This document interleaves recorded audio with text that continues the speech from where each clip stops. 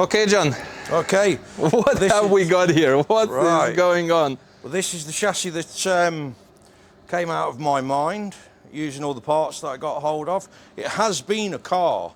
Obviously, before you have the chassis powder coated, you have to fit everything on and all the bodywork to know where to put the brackets and so on. So it has been a car, and then I broke it down, had it powder coated, and now I've started putting all the bits back on.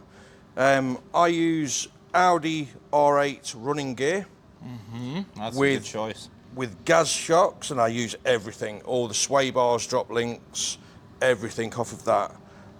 Same on the rear, so in theory we're replicating the handling of an epic handling car without the expense of research and development. It already exists, therefore it's easy to service for any owners.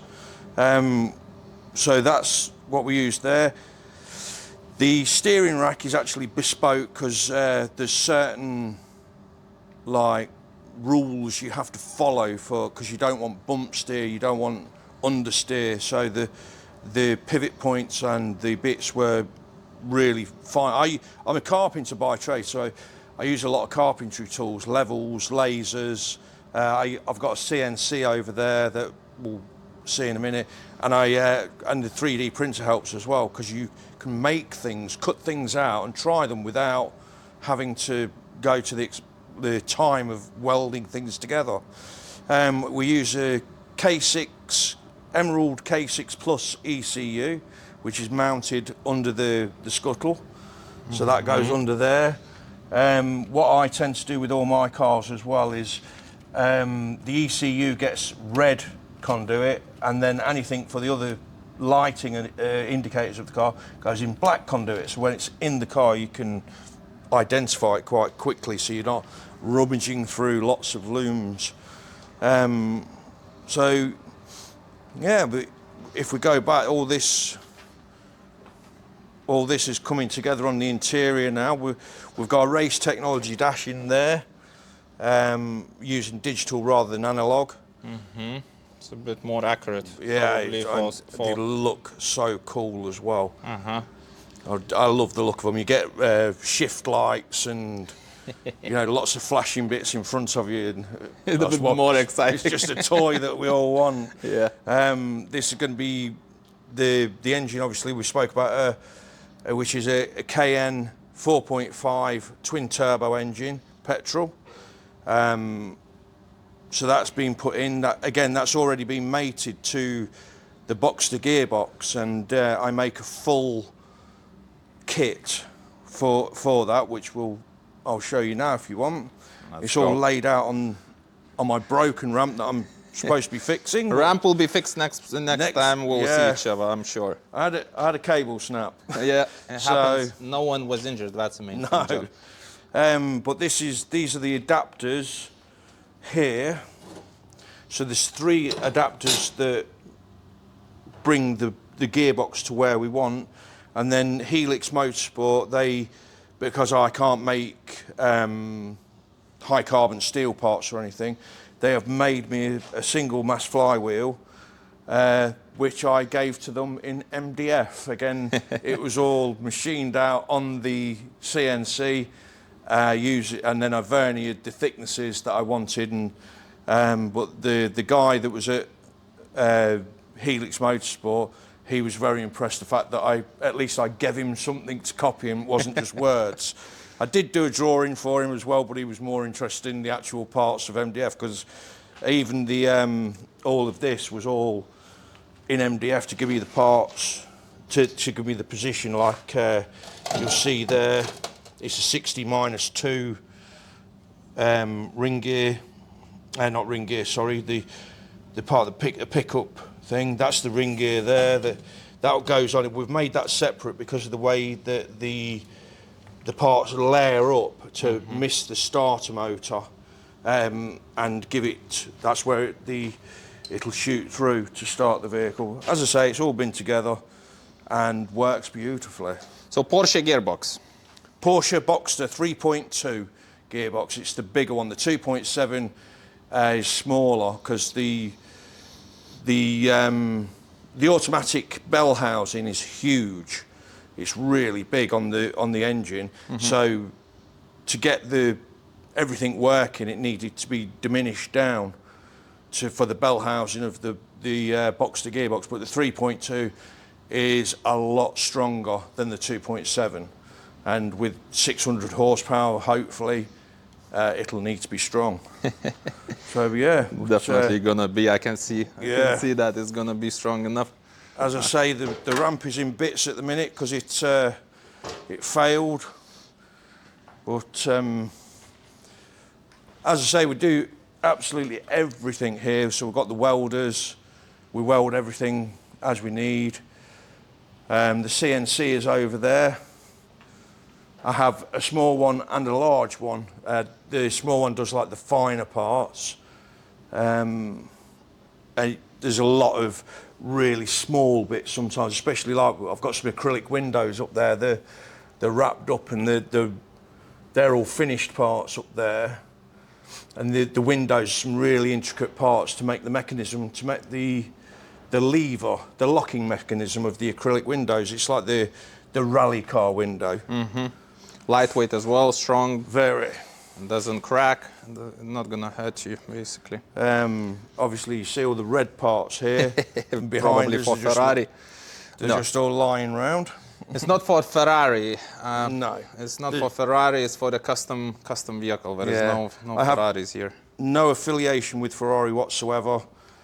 This is just a recreation that I'm doing. Because we all had the poster on the bedroom wall as young men or children, you know, so who doesn't want the dream of owning one? I mean, the price of them now, for the normal working man like us, not a chance, but a replica, a good replica has always been what I wanted to create. Something that if an enthusiast was stood at the curb and the car went by, and one of my cars went by at 5 miles an hour and the enthusiast was scratching his head, I've done a good job. That's it. I think, yeah, that's the way to go.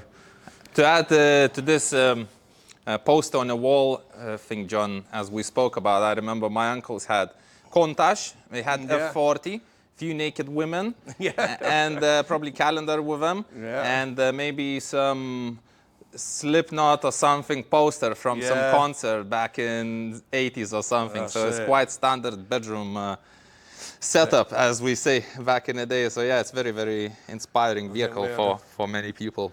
Yeah, I need to get some calendars up in here. Calendars, I'll get you some, don't worry. I'll get you some with women with clothes, obviously. That's it. That is it's a customer car. I've been building it for him for quite some time. He came to me with will you build this? And said, yeah. So that's actually got it's an MR2, and I've put a Toyota Camry 3-litre V6 engine into there. Not much horsepower, but a lot of torque. Very good engine for, you know, 0 to 60 would be really quick, but then it will run out of breath at about 120. So, but the car itself looks very, very nice. It's really coming on. I'd like to get that done for him very, very soon.